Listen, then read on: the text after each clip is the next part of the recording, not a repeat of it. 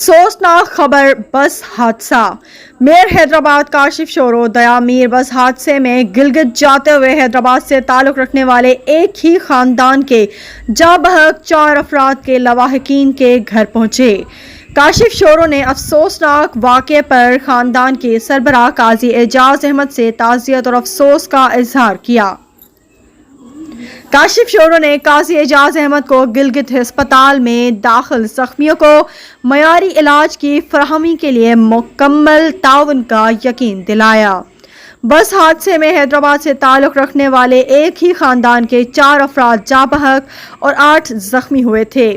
اس موقع پر پیپلز پارٹی کے divisional information secretary Aftab Ahmad Khan Zada, town municipal corporation Mian Sarfraz کے چیئرمین بلال مصطفیٰ، سید غلام مصطفیٰ شاہ، زبیر صدیقی، ذوالفقار عرصانی اور دیگر ان کے ہمراہ تھے۔